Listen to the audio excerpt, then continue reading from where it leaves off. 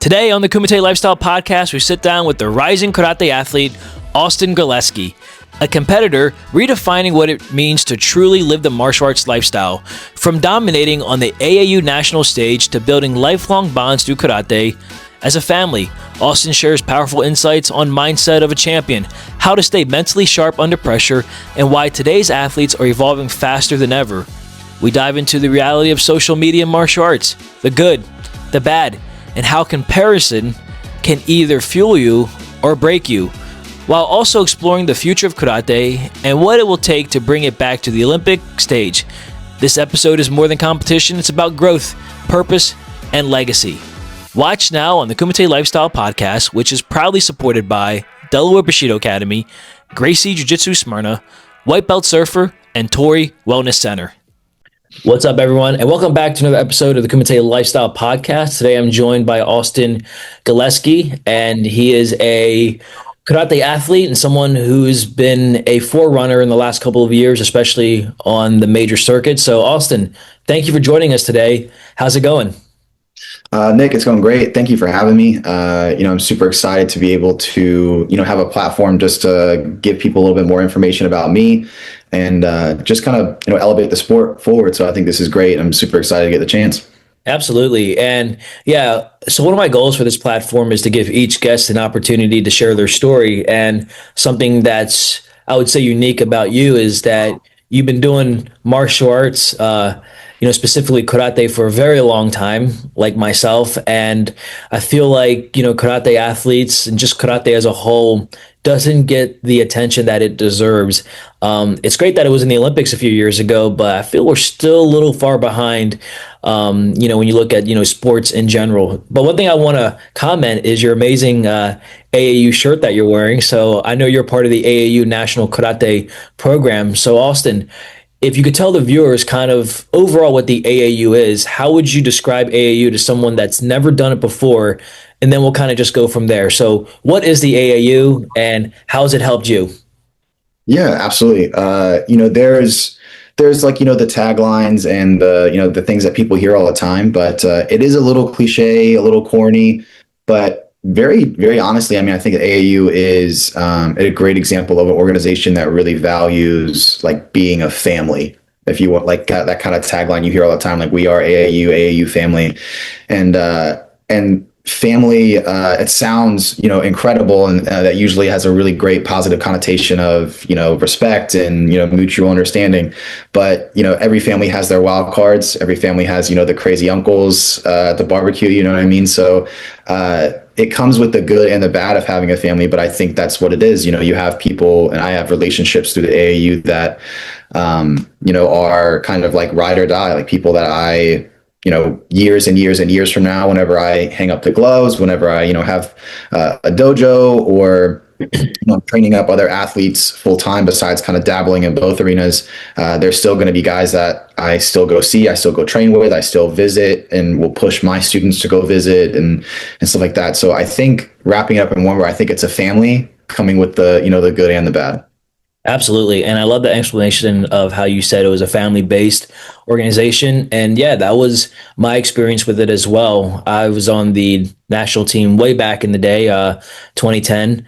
And yeah, I, felt those same emotions. I wasn't as invested in the AAU karate program like you are because and again, just for the viewers, just so everyone kind of, gets caught up to speed, I had Austin's instructor, Coach John Axum, also Moose is his nickname, on the podcast. So make sure you guys go back and check out his amazing interview. But Austin, being one of those up and coming athletes, I've been kind of out of the loop, if you will, with AAU and just USA Karate for the past years. Not that I didn't care, but I've had other focus. So when I decided to start this, and I've had other athletes on it, I realized like, man, like it's gotten a lot better, and I feel like there's a lot more unity, and I'm sure you can elaborate on that. So huge shout out to your coach, of course, for kind of leading the way, if you will, and kind of giving me the opportunity to interview amazing folks like yourself. So when you talk about the AAU being a family and that cohesion,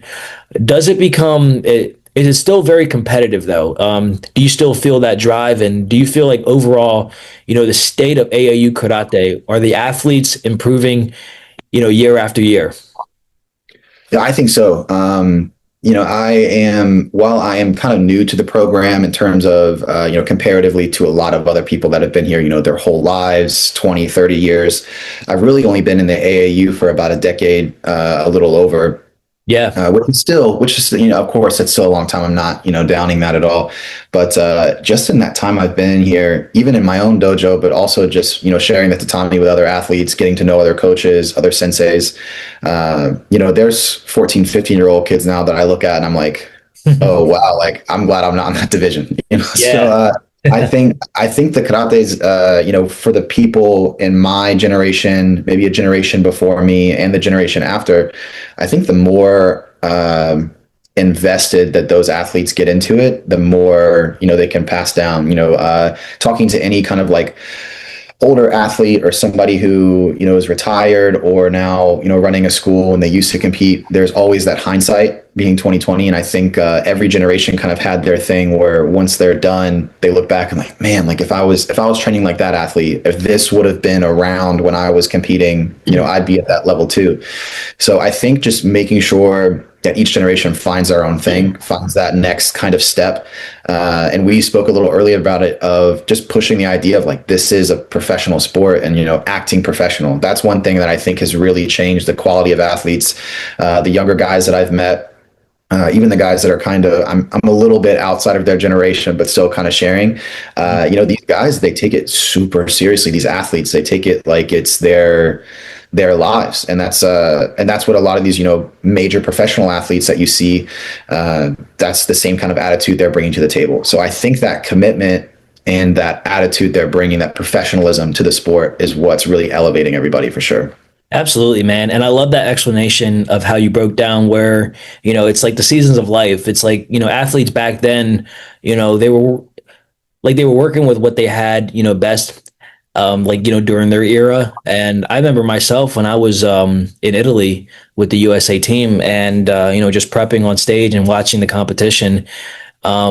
Yeah, dude, I remember watching the 10, 11, 12 year olds and, obviously they're now adults, but I said, wow, like I thought I was good. And then I like, saw them. I was like, damn, like I still have a lot of room to improve. And I think you need that because you want to be surrounded by like-minded people, but people that have also, been there, done it before you. And I think a lot of times when we think of maturity, we think of age being a huge factor, but I think experience is where it's at. Like if I was on the team right now with you, I would look for you, like, for guidance just because you've been there longer than I have. So, and it kind of reminds me of the word sensei. Like, I think a lot of times people think sensei just means teacher or coach, but sensei, in my opinion, just means guide. It just means someone that's been there a little bit longer and someone that can share that, life experience. So I like how you said, you're kind of outside that generational gap, but you're still there competing. And I'm sure you're still watching these young guys and just like they're watching you.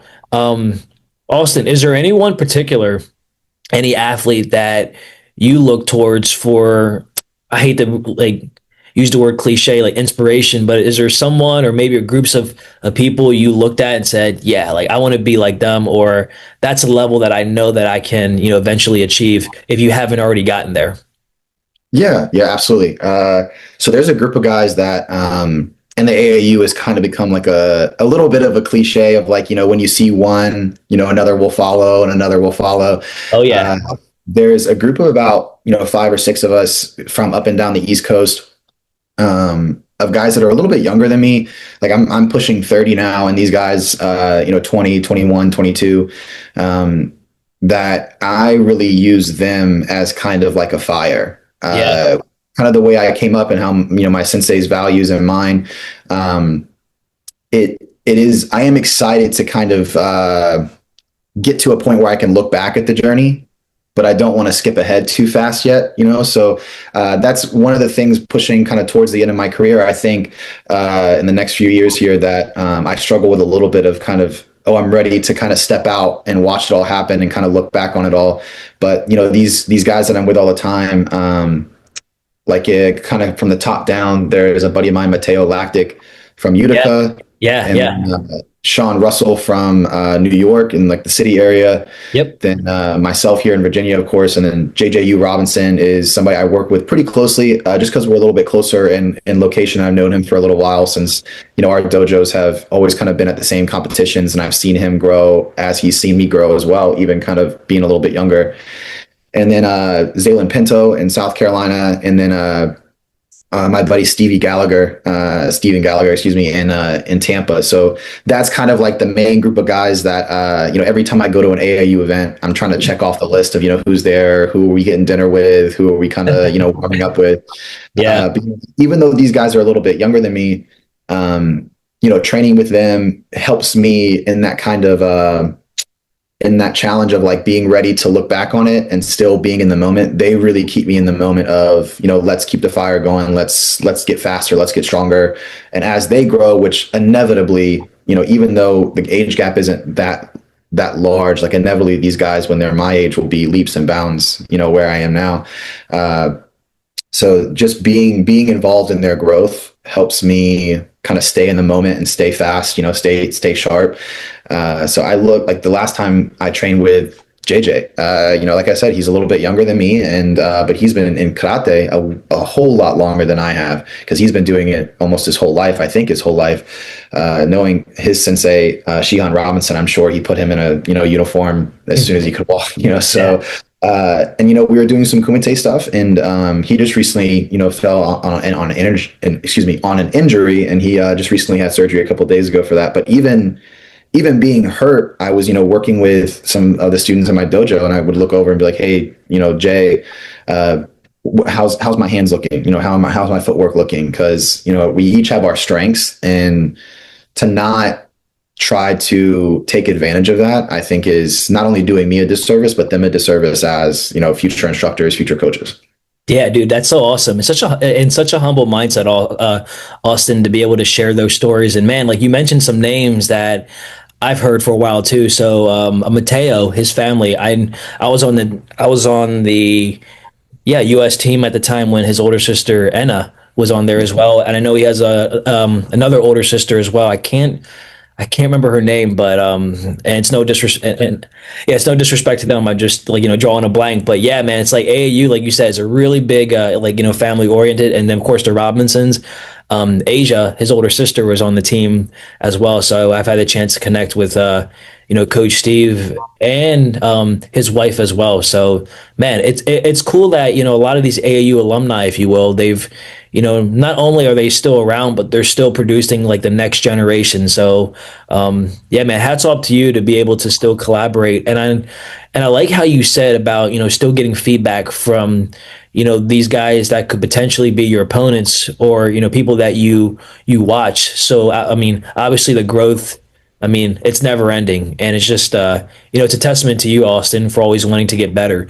Austin, when did you start karate? So let's kind of go back real quick, and then I want to kind of discuss like what it takes to be a champion, like when it comes to competition. So let's go back in time to your early days of training. Was karate the first thing you started with? And if it is or isn't, do you remember why you initially started training in the first place? Yeah. So I was kind of a kid where my family was, let's sign up for everything. Let's go to every tryout. And, after the tryout was, life happened, things got busy, parents had their own stuff going on, and tried out for track, didn't go back, tried out for soccer, didn't go back, tried out for football, didn't go back. And, sports at the time, at least when I was younger, I just thought wasn't in the cards for me. I thought, it'd be, maybe art focused or creative in the long run of things. But I was in middle school when I started. I was 13, 14 years old.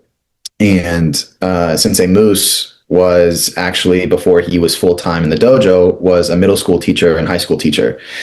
And he taught social studies or history, which was always my favorite subject. And, he was kind of one of the people that made school fun. He kind of spoke like a tenured professor, even in like a middle school classroom. Like he would joke with the students. He would stay up with, events that are going on, even like in middle school lives. Like he'd talk to kids about who's going where, who's going to the football game, who's friends with who, stuff like that. Uh, so it was cool to just be around that kind of attitude, that kind of presence in a setting where it's not usually fun, like school. And then my cousin, actually, who came up with me for a really long time, but just like I'm sure you've seen a lot of people kind of phased out. He came back to the house with a business card for Axa Martial Arts, and I recognized the last name, and so I went to the karate school. And in full transparency, hated karate when I first started. Hated every second of it. Sensei Moose had just opened his dojo, so it was a bunch of white belts, maybe some gold belts, maybe some orange belts, like very low on the rank. Very not a diverse school in terms of rank, Yeah. but. So we would do some, keyhole, some basics, and then we'd have, 30, 45 minutes left in class. So it was like, all right, let's put gloves on, let's fight. So there was a couple of years at Axe Martial Arts where it was just, we did Kumite every single day. And coming into a sport where I had nothing, or a martial art that I had no bearings, I had no idea what was going on. To me at the time, it was, showing up to this place where I was just going to get beat up, 4 or 5 times a week. But I, caught on with it. But the big reason I stuck with it is, my time in the AAU and my time in karate, even though, obviously it's AAU karate, I credit to different people my time in karate, everything, obviously for my sensei, because of that same attitude of teaching. Even going to a school and getting beat up, it was still fun. We would talk, even on the mat where some people get, I think, a little too serious. We would still joke, we would still have fun. In between, Kumite matches, it would be just kind of like, shooting, what's going on with the week, oh man, your belt's untied, made you look. I mean, just silly stuff like that to keep something that can be very serious and very tense, like Kumite or karate, very light. And so that it was easy for people to that maybe weren't comfortable with it, like myself, easy to kind of get into. And I make the joke all the time that, if he, with the attitude and the teaching that he has, if he didn't teach karate besides being a world championship, like if he taught ballet, I'd probably be in the Nutcracker or something like that. So it's just he was a big reason really why I stuck with it, because the attitude and kind of the drive that he instills in people is infectious, and I've tried to kind of mold my life around that, taking it my own direction like he kind of taught me and instilled. So starting was definitely all Sensei Moose. I wasn't really interested in karate, didn't like it at first actually, but just really over the years, every time I thought I was getting kind of good, somebody else would come into my life. Some people that I consider my brothers right now, that would show me I wasn't very good. And then I would try to get to that next level, then I'd meet somebody else, and then I found out I wasn't very good again, and then up like that. But yeah, all credit to starting to Sensei Moose for sure. Yeah, dude, I think that's awesome. And it's refreshing to know that when we're going through those early processes, whether we're, old enough to kind of conceptualize it, it's it's nice to know that we're not doing it alone. And I love how you said you found other ways to kind of make, not light of a situation while, those Kumite matches, I'm sure were intense. You still found that camaraderie, right? That friendship and all those memories that you can talk about now. And yeah, huge shout out to your instructor as well. I remember him mentioning that he was a school teacher. So, and when he said that, I was like, that only makes sense, just, his personality, and it is infectious, and I think, Austin, what's going to happen is and I'm sure you're already coaching now or learning how to become a coach while you're still competing. All the things that you've learned, especially from your senseis and all the other, inspirations, if you will, it's going to become a part of you. And then you can, definitely share that out into the world. So, and you touched on it earlier, how the next generation is only going to get better. Man, I got to ask, because it was on my mind right before, we started. So with the age of social media and, these kids having access to all these exclusive training videos, highlight clips from around the world, has that, and I know you're a little bit older than, the younger generations, but I still put you in that category because I mean, obviously social media is available to anyone, but as an athlete, do you feel that, and maybe I'm speaking not directly to you, but maybe towards the athletes themselves, but I would love to get some insight. What benefit has, karate social media played in the lives of of these athletes today. Do you feel that it's been positive, or and is there any negative notion to that as well? Yeah, absolutely. I think the accessibility of social media and being able just to see things that you might not be able to see without it, I think is a huge positive. Like, for example, I mean, I've never been to any type of WKF or anything like that, World Championship, but to still be able to see athletes like that can perform when I was a little bit younger helped me kind of like, wow, like that's what I could look like. So that aspect of connectivity of being able to see something that you might not, get tickets to, might be too far away, is Yeah. great. I think another positive in terms of being an instructor, which I'm trying to push now until my main goal now is to kind of try to do seminars or lessons with other athletes outside of my dojo until I run a dojo myself. That is really great too with things like Zoom or just again the connectivity of being able to talk to somebody far away and set something up. Travel is always great too. I think a big negative though is is a kind of double-edged sword with being able to see something that you might not like a world championship or world games or something like that. I think it's great to see that, but I think a negative of seeing so many people all the time is comparing. Like you'll Yes. start to like compare yourself a little Yes. bit because it's so easy to pull up like a Rafael Agaev video, so easy to pull up somebody's Instagram and see a highlight reel. That's something I instill while coaching and teaching. A lot of these younger kids. It's I fight people still in the ring right now where they're just hunting ippons because I think that's all Kumite is because that's what Yeah. they see on the videos. That's what they see on the highlight clips. So, Oshudo Udamawashi Gettys and double action kicks and these huge sweeps and that's all they're shooting and it's like man like that looks cool but that's a 6 second clip and that was Yeah. an 8 minute fight.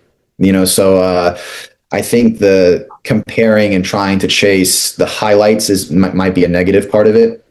And then I think another one, and again, it's kind of a double-edged sword with both my positives, kind of both sides of the coin, is as an instructor, it's great to be able to connect with somebody and maybe give them some material to be able to help them grow.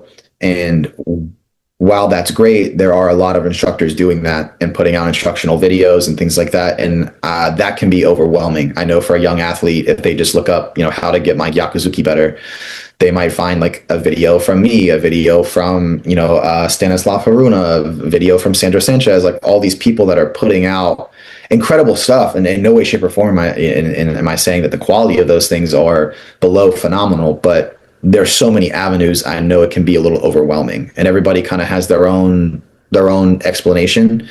So Yeah. if you are trying to work one technique and hear 50 different opinions about the one technique, I think it's very easy to get lost in that and a little bit overwhelmed.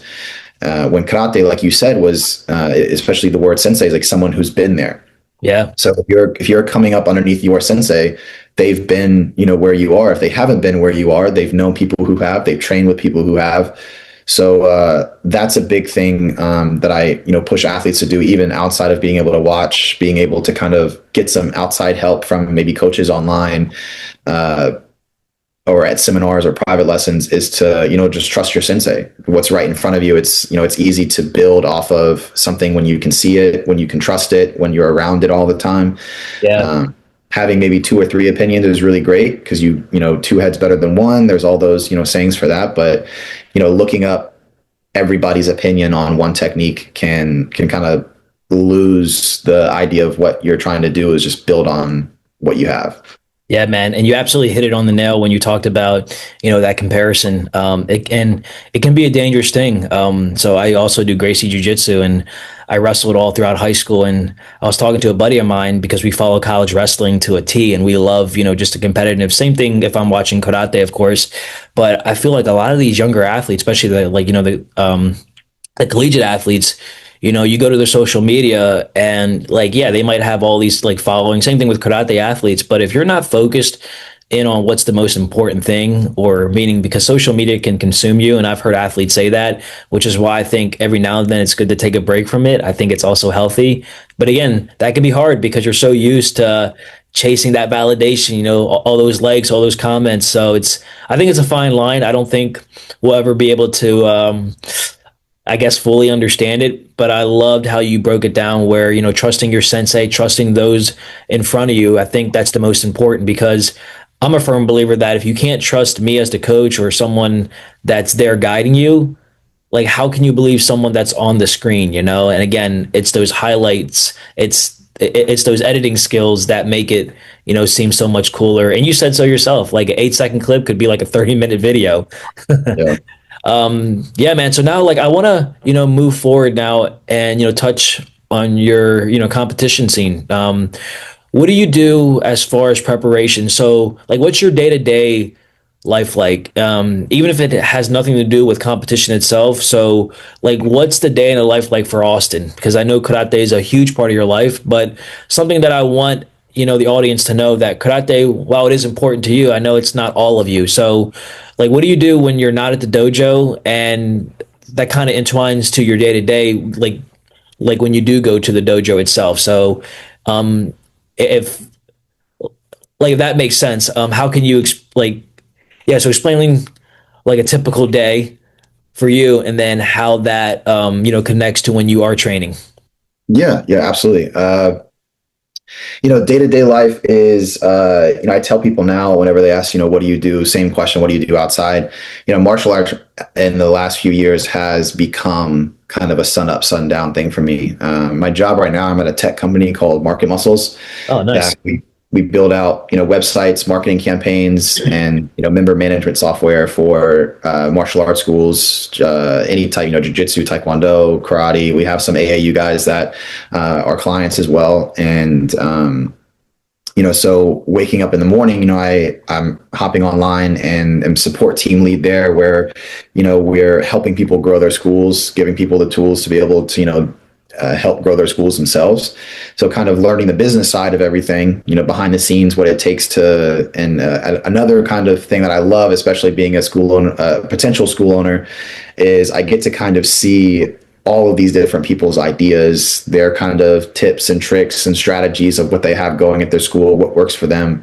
And same thing like watching a Kumite match or being in a seminar, like bringing that back to, the school I'm at, St. Luce's, trying to push us in, a new direction or, keeping up with everything, so that way we're not behind the times, whether that be in technique or in the business side.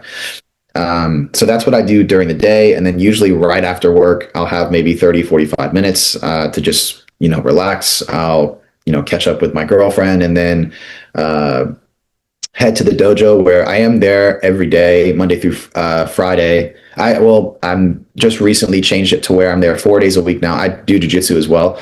Nice. Awesome, dude. So, yeah, no, I love it, man. And so I've recently done it where I'm there twice a week, either like on a Monday or Wednesday, and then on Saturday mornings. So 6 days a week, sometimes 7, depending on competition, seminars, stuff like that. It'll be 5, 6, 7 days of karate, every single or martial arts, So, and I love it because it's different. One thing I've been talking about recently a lot when talking to peers or students, anybody I'm coaching, is karate is like a big tree. And a lot of people think it's just one thing. And, if you don't compete, you're not doing it right. If you don't teach, you're not doing it right. If you don't end up being a referee in the AAU, if you don't end up being a school owner, like that's the only kind of path that you have. But I think it's a tree where there's a bunch of different branches. If people want to be a hobbyist and just come in a few times a week and just enjoy it, stay fit, be a part of the culture of the school and the martial art, that's fine. There's no issue. And now we love people like that. Some of my best friends at the school, they don't compete at the same level I do, or they recently stopped and they just come around to hang out and, push everybody else. And then you have, world champions that do it 5, 6 days a week, 4 or 5 hours a day of 100% high level training. And while they might not be involved in teaching or the extracurricular, like going to dinners and stuff like that after, they're still there and they're still doing karate. They're still doing this martial art. You have people that want to be school owners. You have people that want to be students their whole lives. You have people that want to teach but not run a school. I think there's all these different branches you can go down. And the cliche of it all that you hear all the time is, it's the race for the tortoise, not the hare. So if you start going down a branch and you realize, hey, I don't really like that, you can go and do something else. And that's totally okay. as long as you stay within the realms of karate, if you that's what you want to do, you can experiment with anything. Referee for a little bit. If you don't like it, lean heavily on coaching. That's another great way to build people up and to make sure you stay involved. If you're competing and it's starting to get you're starting to feel a little burnt out, that's fine. Go to coaching, go to just teaching in your school, go to, just make sure that you're staying fit, you're staying healthy while also building up the athletes around you. There's so many different avenues you can take with karate. So, while I do things regarding martial arts all day long, it feels different because I'll kind of jump from branch to branch, like, Yeah. on the business side, and then I'll go to teaching, coaching. And then at the end of the day, I'll do my class or, a little extra training where I'm back on the athlete side. Yeah, man. And then, yeah, one thing that you just said that really resonates, I think with all the viewers is that no one person is less valuable than the next. So, like, whether you're a coach or an athlete or a referee, or you just simply doing it just for fitness or just a hobby, I think martial arts, well, I don't think I know that, there's a place for everyone. So I'm glad that you were able to kind of put the stamp on that, from your own perspective. And yeah, dude, I think, learning the business side of anything, any type of, industry, especially martial arts. Because I've been doing this full time now for the last 5 or 6 years with my instructor. And man, I think there's a big misconception, bro, where like, oh, like your job is just to teach kids how to punch and kick or to grapple and what must be nice. And I'm like, it is nice, but that's only like a small part of it, like learning how to like, actually manage the building, hygiene, cleanliness, like, cleaning the mat space every single day. And like those things aren't always, the most enjoyable, but they are the most important. So I think when you do decide to open up, Austin, you're going to be like worlds ahead. And I'm glad that you also do jujitsu, because if you keep up with that, that's something else that you can add, to your curriculum base. It just gives the students more an option and understanding that, hey, most fights go to the ground. I have a solution for that instead of, yeah, I don't know, man, because I think karate gets this bad rap, or like, yeah, I mean, you can punch or kick, but like, what do you do if I take you down? And then I've heard people say, well, I would never let the fight take it to the ground. I'm like, yeah, I think that's everyone's goal. But however, like, watch any UFC match. So Yeah. If anybody had 100% control of a fight, there wouldn't be a whole lot of fights. absolutely. Yeah, man. So now let's talk about like when you're like maybe like a couple months out from the nationals or a big tournament, and you broke down that you're at the dojo pretty much every single day. So obviously you live and breathe karate and martial arts. But when you're training specifically for a big event that's coming up, what do you do? Like, what do you do a little bit different in preparation for that event? Because obviously you want to be able to perform, at peak performance when it's time. So what do you do a little bit differently than you would if you're not training for something, so specific? Yeah, absolutely. So, with a bigger tournament coming up, I do try kind of the classic, just try to focus on myself, try to get some one-on-one time with me, you know, conditioning, ladders, box jumps, weight training. So that way, things are explosive, things are fast. And this is a big issue I know with a lot of guys around my age, a little bit younger, of kind of college, getting out of college age, where it's kind of you're trying to still chase this athlete life while also having a job, a family, anything like that, is finding time with somebody else of your same caliber so you Yeah. can work on everything, which is incredible training. If people have multiple, high level athletes their age, their size, in their dojo, that's incredible. And, training like that definitely shouldn't be taken for granted. But I think, for a lot of people, that's not the case. I think, you might be like the guy in your school and you're like, the top competitor. And then you have this culture of, everybody's trying to get where you are and they want to work with you. And that's great. And I think that helps build confidence in athletes. Like the guys I listed earlier, all up and down the East Coast that I'm like, really close friends with. A big reason we are close friends and we connect the way we do is we all live very similar lifestyles of kind of being like the number two in our schools, being like the guys in our school. And we all talk about these same issues of like, man, I only have these 14 to 17-year-old guys, 18-year-old guys that I can train with. Like I'm not with, I can't work on my kicks with Sean. I can't work on my stability and just strength with Mateos, speed and explosiveness with Jay, and technique with Zaylin, and ferocity with Stevie. Like I can't work on those things with those guys because they're, far away. So what I try to do, and this is one thing I've been trying to push for people who want to instruct while also chasing that athlete lifestyle, is to find your pocket of training. Like Yeah. if you're teaching, a kids class, a teens class, where, obviously those guys in there, if you're going 100%, can't, keep up. So I put myself in these situations where, if I'm with, one of the teens or one of the younger guys who are really good at timing, I'll try to work specifically either beating them at timing, putting myself in a more uncomfortable position, like trying to fight their best weapon to try to, train mine. So I got someone who's really good at blocking. I'll try to throw, one really good technique to get through the block. But just, a bunch of examples, but just putting myself in an uncomfortable situation on purpose to try to, when I am using all of my weapons all at one time, they're all polished up, they're all trained, they're all sharpened. So that way, I'm ready to go. I think a lot of athletes get lost in feeling like their training needs to be this 100% perfect, very, very tailored to them and all the things that they need to work on, which is important. And if you have that, that's incredible. And I think that's why some athletes that are competing now, they're leaps and bounds above me. That's what they have. And that's an incredible asset. And I think once we push the sport to a new level of professionalism, that'll be something that's a little bit more normal.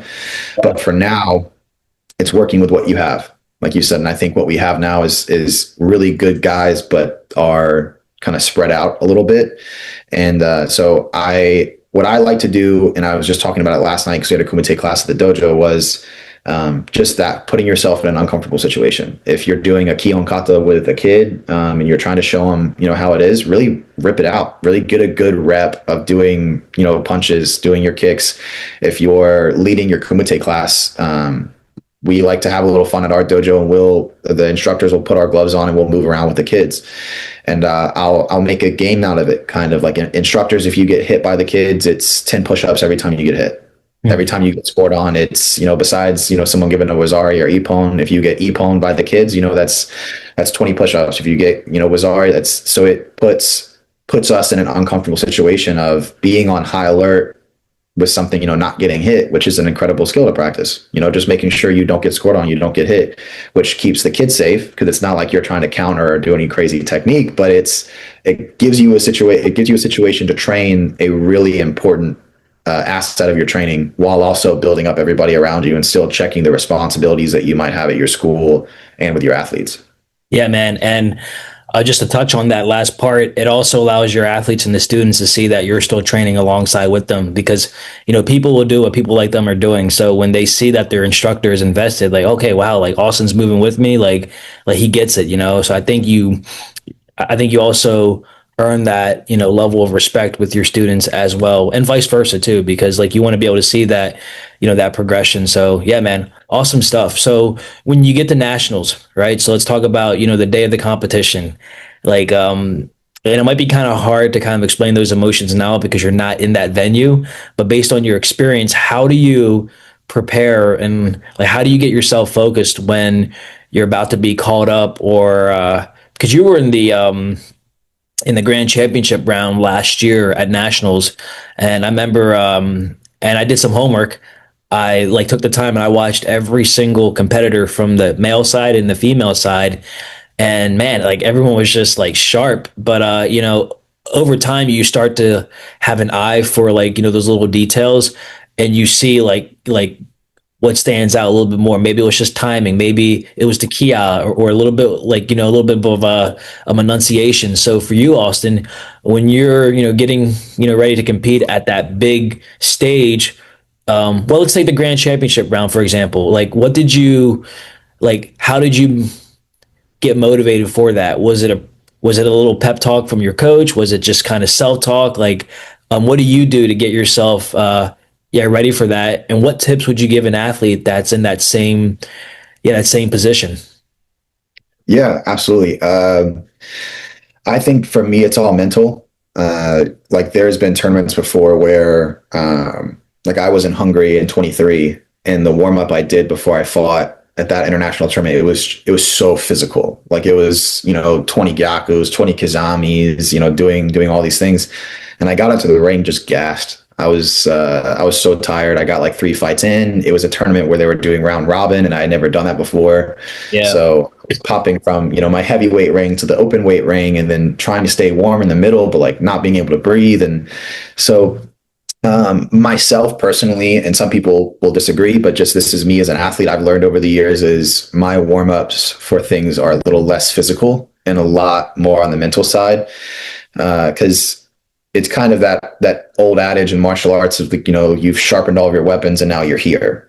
Mhm. There's nothing really I can physically do to get me different in the ring besides obviously, stretching, warming up, which is a given. So, which I won't, pass over, which is, I think very important to make sure that, body's limber, have a light sweat going. But as soon as my light sweat is there, I stop. And Yeah. it's very much just trying to relax. I think nerves are what gets people the most. I think nerves is majority of the time. And I don't want to put a hard percentage on it, but like 70 to 90% of the time, I think losing out the first point in a major fight like that, like sticking with, the grand championship fight at nationals is from nerves Yeah. of just being really tense up there and, a lot of stuff going on kind of inside your brain where it's hard to read that first look. So, and this annoys some of my buddies sometimes, but I like to try to have as much fun as I can before we get up. Like they've got their headphones in and they're, really locked in, and I'll come over and like make a joke about somebody I see in the crowd or something, or I'll try to watch the fight with them and try to almost be like a spectator. Yeah. Like because for myself personally, if I get lost too much in a moment, it's kind of like this vicious cycle of like, how am I feeling? Oh, my hip's a little sore. Is that gonna hurt the fight? Is he gonna sweep me? What if he sweeps me? What if I kick in it? And I start to kind of get in this kind of like twister of thoughts, and I start to lose why I'm there. I have to focus on a bunch of other stuff that I shouldn't be. So I like to try to relax and have fun. My best friend, my brother, he is from a generation before mine. His name was James Payne. Yeah. Yeah. Yeah, He was on the same team with me, man. All these throwback names, dude. But yeah, that's our buddy. We came up shout out to together. James. Yeah, Yeah. huge shout out to James. He is like my time in karate, obviously, is all for my sensei Moose. My time in the AAU, which I'm sure we'll touch on a little bit, as another guy, another Virginia guy. But my time in competition, I give so much credit to James because he Yeah. was a big motivator for me. A person that kind of unlocked a lot of different, next level stuff. Like, hey, there is more out there. That's the guy he was for me. Like, the things you're doing are great, but there's more, right? Like, this isn't just what is out there. Yeah. So, but he was a big component of like we would be in separate rings and kind of just like be throwing stuff at each other, like throwing signs, like making jokes, texting each other while we're kind of on different sides of the venue. And so I've tried to keep that over the years of just staying as relaxed as I can. Yeah, Because man. we've heard older senseis talk about it, current athletes, current coaches, referees, like relaxed muscles work a lot more than tense, overthinking muscles. Yeah, man. Yeah, like, yeah, James, man. Like he's a hoot, dude. I remember in Italy, he was always just all smiles and stuff. I'm like, dude, like, aren't you nervous? He said, yeah, but who cares? Just go out there and just do it. And he was a little bit younger than me, but yeah, like I remember his mom was there too, and just always just good spirit. Like the whole team, man, was just like awesome. Like in hindsight, man, like I wish I would have enjoyed my time a little bit more in Italy, but like you said, I was so focused. I was just worried about winning. Plus, it was my first team, so I didn't want to, disappoint. But in hindsight, no one cares. It's one of those things. Like, yeah, it's important then, but I would say like all the athletes that were experienced, they were so relaxed and just always smiling. I'm like, dude, how can you smile right now? But again, like you said, just comes from experience. So, yeah, man. It's cool how it comes full circle. So yeah, what's James doing nowadays? Is he still competing? Because I know he had this brand called Make a Miss, Yes. but I Yeah. haven't, So, haven't seen him in a while. we both kind of, and this is one thing I don't, it's not something I talk about a lot, but it was a Sure. plan. It was a plan that was, in the cards. We both kind of did this big push, and it was the last push for him because he had an opportunity to work with JP Morgan, which he's doing now, and he's lived in Dallas doing that, and now is in New York doing that, and he started getting these kind of offers, and it's starting to seem a lot more real. But he kind of wanted to give his all, his last kind of hurrah for martial arts and for karate and the sport. So when we found out that the Paris Open was a qualifier, regardless of your points in the WKF system, we both kind of did a big push of training and actually moved in with him. And we were training in his garage for, we kind of gave it like a 8 to 6 month camp of we're going to push and we're going to go to Paris and we're going to give it a shot. And Yeah. if we can be on the team, then that's what we'll do. If we could get to go to the Olympics, that's like was his last kind of, if I can just be on that team, Yeah. this one potential one opportunity to be on it. And, timing, life, I know at the time, right before the Olympics, it was, COVID, the pandemic started going crazy. So they pushed Paris back and, James pushed the job back, and we kind of kept going in camp. And then they pushed Paris back again, and he pushed the job back. And another thing he instilled in me and a lot of other athletes that I've talked to, and a little bit older, like Tom Scott on USA Yeah. Karate. Oh, yeah. I've had a couple conversations about this of just what happens when you get off the plane. You got to make sure home and your house and everything is good still. Like, you can't give up everything to go to some tournament, get a medal, and you come back home and it's like, all right, well, I don't have a job. No one knows who I am at the dojo anymore because I locked myself in this little cave.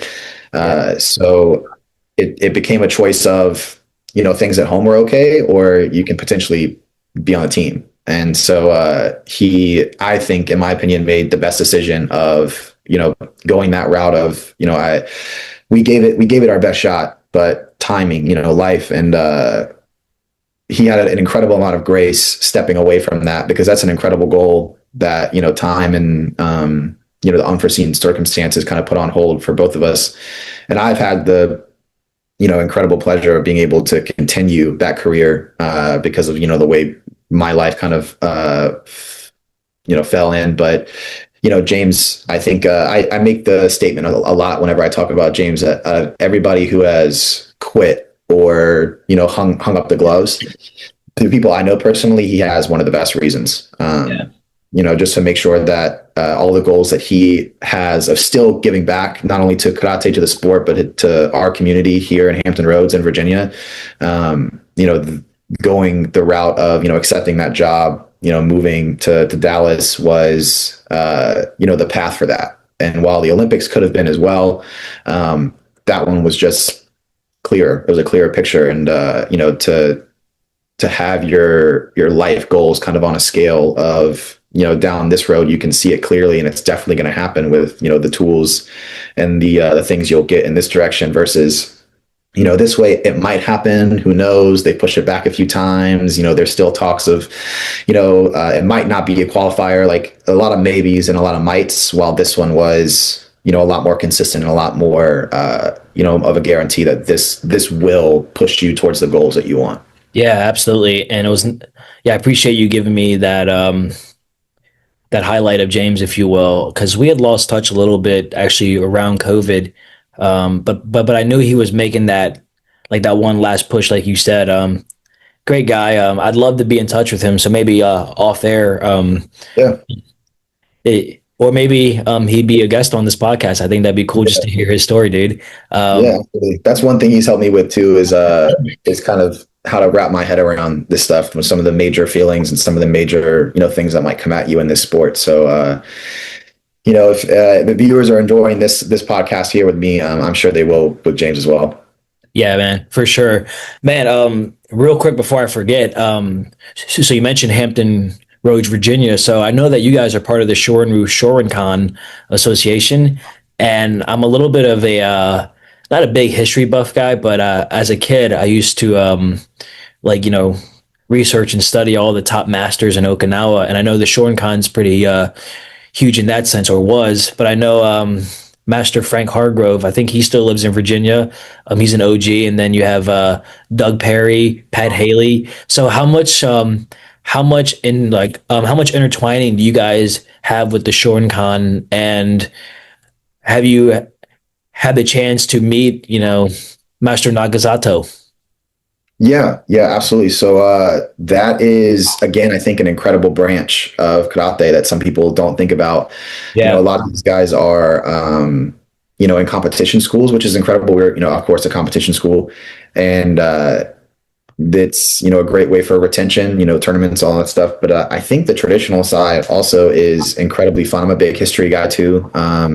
I've gone to Okinawa a few times. I'm going again in Sick. July with my CEO. Actually, the job that I'm at, the CEO and founder, he is another Shorinkan guy from New York.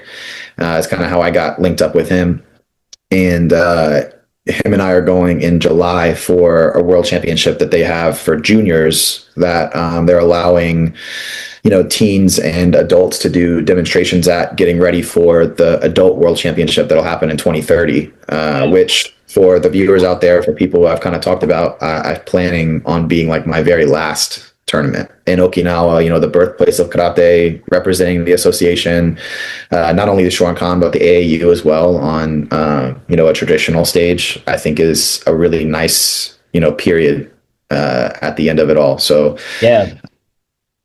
but so we're kind of getting ready for that. But I think, Okinawa, I've met Sensei Nagasato, Shigoro Nagasato as well, that made the association. I was Oh fortunate yeah. enough to meet him before his unfortunate passing. And I went the first time I went, I was only a brown belt. I was a Q rank the first time I went to Okinawa. So I didn't know all the curriculum yet. There was parts of classes where they were like, "Do you know this?" And I'm like, "I don't." And they're like, "All right, we'll just chill out for a little bit, then we'll work out." But just an incredible place, Okinawa. So and the history, you're right, is very rich around here in Hampton Roads since Sensei Frank Hargrove came and kind of allowed this incredible spider web of different dojos, different instructors, not only in Hampton Roads but just across the country. Yeah. My Sensei C.D. Williamson, he's out in Niceville, Florida, in the Destin Yep. area. Yep. He was a part of those worth mentioning, and kind of OGs. He was on the AAU team as well. He went to a Pan American Championship back in the day before organizations started to split and stuff like that. Um, but yeah, there's things in the last few years I didn't connect and didn't know about a lot of these traditional guys, which I thought were just on the traditional side. Like Sensei Pat Haley was used to referee and be He was a big the AAU guy. Yeah. yeah. Yeah, Yep. and then I have a friend of mine who I've had the great opportunity and am very fortunate of sharing the podium with, another Shorinkan guy out of Minnesota. His name's Dieter, and don't ask me to say his last name, and he'll think that's funny, but he's from South Africa, so it's like 3 or 4 names in his last name. But Yeah. Sensei Dieter is an incredible athlete who is pushing that norm of, once you age out of 1834, that's kind of it for you. Like, Yeah. he is not well past 34, but definitely past it, and still competing down in, I think, 2 or 3 international tournaments we've been to together. Him and I have shared the podium first and second every single time. So just the association itself has been an incredible thing to help me, like we mentioned earlier, kind of stay involved, Yeah. knowing that there's more out there, another branch. But then the time in the AAU, a lot of the times at traditional schools, they frown on competition. It's ruining the sport, you'll hear some people say, and ruining the martial art, excuse me. And sport karate doesn't have its place in the martial art. But I think there is a way to balance it, and I think a lot of the guys in the Shorinkan have helped me see that balance. Just like the AAU being a family, we kind of are like a Shorinkan family in our association. We have the crazy uncles, we have the characters, as we call them sometimes, that have their own opinions, and that's totally fine. That's what I think. Differing opinions allow you to strengthen yours. Yeah. If you think you know something, if you think you like something, don't like something, and having somebody near you, around you, that you respect and they respect you, giving you that counter offer of like, "Hey, I know you like this, but this might be better," or, "I know you don't like this, but give it another try."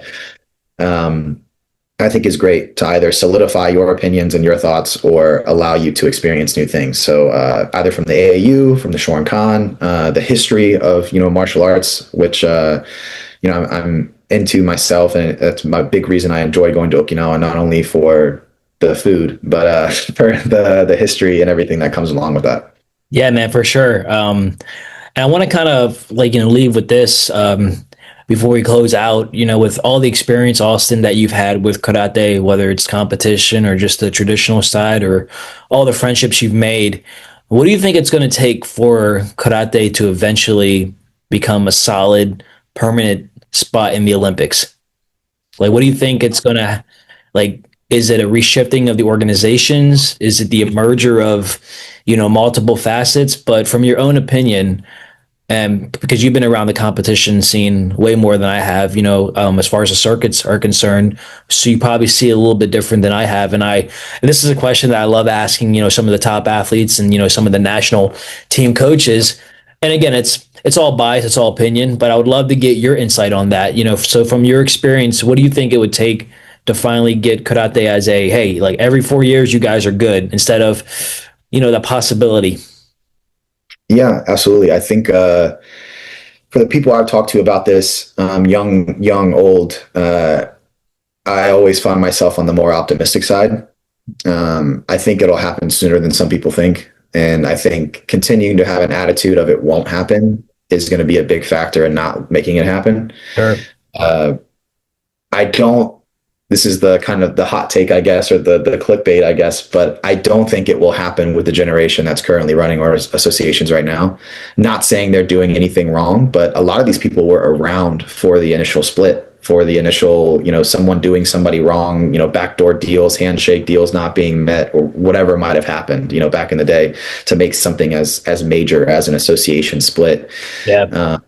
Some of those guys were there at the table when it happened. So I don't necessarily think it'll happen with this generation of people running things. I have faith in the generation, above mine, like Sensei Moose's generation, Sensei Moose and some of the other, national team coaches, as well as Sensei Mirza, which I don't want to say something like, I don't think the guys running it right now will do it. I don't think it's for lack of trying. But there's just that extra layer for them of, knowing those people, being around for that initial kind of scar of, they left on the split. But there is pushes from the generation above mine to merge things together. I know John Fonseca is a big advocate of that at his tournament, the Fonseca Cup, every year. There's AAU divisions, there's USA Karate divisions. And, Sensei Moose just recently in his last tournament had that same thing, had an AAU division, and then also referees that were familiar with the rule set also, put flags in their hand and kind of did the USA Karate rules or WKF rules. For the Olympic athlete that came and trained and also wanted to compete, which I thought was great. But I don't think, so I'll kind of go down. I don't think it'll happen with people who are running it now. I don't think it, I think I'm very optimistic, and I think there is talks and kind of momentum for mergers, for, working together for strength and unity from the generation above mine. Yeah. Of course, this is where the bias comes in. I think my generation will be the one to do it. If not, I think if not, I think we'll get very close, and then the generation below mine will be the one that really sticks it in, or really puts a stamp on it. But I think it just comes with, I think what will get us in the Olympics as a country is, I think, USA Karate and AAU merging for sure, because I know a lot of people think that split is, really rough, and it comes with a lot of egos, and it comes with a lot of, bad blood. And there definitely is a part of that as well. But if you talk to these guys in other countries, I'm close with guys on, the Romania team, the Denmark team. When you open schools over in other countries, you have to decide, when you cut the ribbon in front of the front door, whether you go WUKF or WKF. And there's almost no, like, you can't even think about going to another tournament. If you get caught training at somebody else's dojo, it's a slight on the organization. So while we do have our, butting heads here, I think we could be an incredible example of coming together, showing people like, hey, we can do it. We can Yeah. do it. And I think that's where a lot of the respect that I have for the AAU, Sensei Mirza, and the WUKF comes from, of just like public letters being put out of, hey, let's do it. Like let's do something. Not making maybe everything under one roof of, we come together, you fire your people, we'll fire our people, we'll come all together. Maybe not that happening, but some kind of merger tournament, some kind of, divisions that happen on both ends, maybe dropping some rules that don't allow people to go to different things.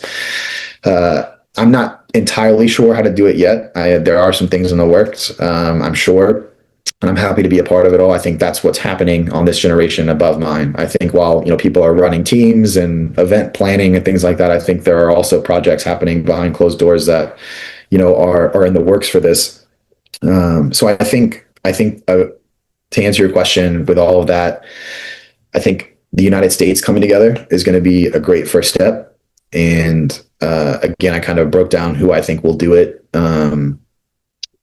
Because I want us to be an example for other countries of like, hey, it's possible. It Yeah. is possible. And I think out of all the countries I've spoken with, the divide of organizations is a little bit more narrow here in the United States, while in other countries, like I said, are miles and miles apart.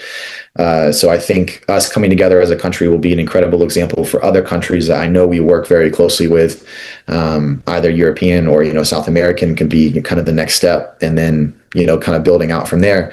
But yeah, I think that's the first step is merging us here in the United States. Maybe not merging, but collaboration, being consistent. I think is number one. And then because the Olympic Committee, the IOC, after 2020, that's kind of what they said is being other organizations out there on an international level, even in the open circuit, having hundreds of thousands of athletes compete there and not competing in the WKF, and then those athletes also don't compete in the WKF.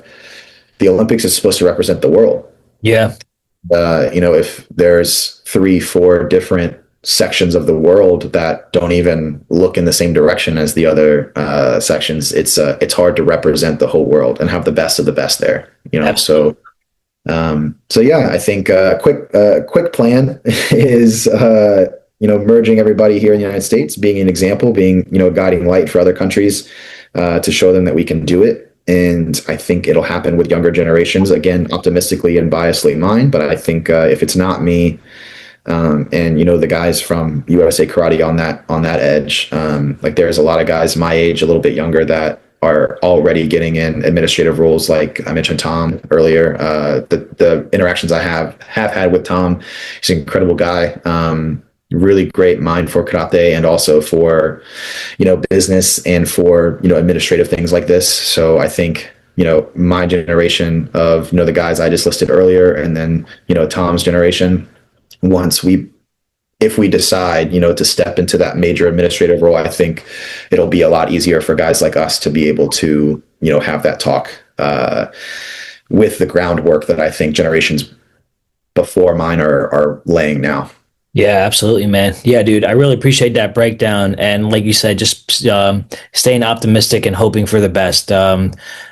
Yeah, regardless, I'm just excited to see where, the future of karate lies. And folks like yourself, just the positive coaches, athletes, and just that motivation. Yeah, I can see it going in a positive direction. It might not be where we want to initially, but like you said, maybe 100 years from now, who knows? Hopefully sooner, because I would love to see, the Olympics, full support. And bro, who knows?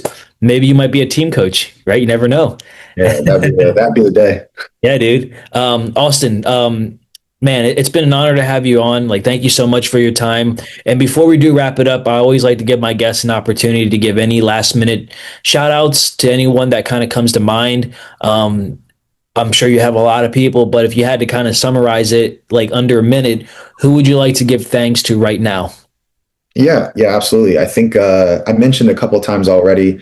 The three major ones for me is karate in itself, just the martial art. Huge shout out to my Sensei Moose. Then in the competition aspect of keeping my individual game going, I give all credit to James. And then I mentioned a couple of times, haven't had a chance to mention of just my time in the AAU, of a person that has really made me know the things that I've kind of been able to talk to you about is Mike Eggleston Sr. Yeah. He was the previous AAU district representative, and the only tournaments I went to for the first kind of half of my competition career were his. He would have an invitational, a state, and a regional. It's funny to think about it, but all in the same place, the same high school, which which it starts getting to state and regional level, you start to ask questions about. But he was an incredible man, and he there was a little bit of time early on in my AAU career where I got in a little bit of trouble with temper and on the international stage. And he was a huge advocate for me and for the sport and for keeping athletes like myself that might have been struggling with something like that, involved and, not being, ostracized. So Mike Eggleston Sr. was the one that really allowed me to see the potential of unity and strength that comes with AAU. So I want to give him a huge shout out. And then for all the school owners out there, me and my buddies, we run great seminars. Myself, Sensei JJU Robinson out of North Carolina, Sean Russell out of New York City, Mateo Lactic out of Utica, New York, Stevie Gallagher out of Tampa, and then Sensei Zalen out of South Carolina. We run a great show and would love to come to your schools and work with your athletes. Very cool. Yeah. And at some point, I'd love to get all those guys on the podcast as well. And Austin, I'm glad that I had a chance to have you on. Where can people find you on social media if they want to, stay connected or if they have questions for you? Yeah, absolutely. So I'm mostly on Instagram. My handle is AG_the bullet. Funny story, has nothing to do about how fast I am. The first time I went to Okinawa, there was Sensei Moose, is an avid hunter. We're just bullets in the front pocket of the bag. So my first international flight, I had 20 TSA guys on me, and that guy CD Williamson, he was the one that kind of stuck me with the name Bullet. But that's my Instagram handle, AG the Bullet. I'm on Facebook as well, Austin Galeski, and then super happy to talk and connect with anybody. So yeah, that's best place to find me. Awesome, man. Well, Austin, thank you so much for your time today. Thank you for sharing your story and your amazing insight, and hope you nothing but the best. And yeah, man, I just enjoy the rest of your day. And, thank you for hopping on the podcast. Yeah, absolutely. Thank you, Nick. Yeah, man.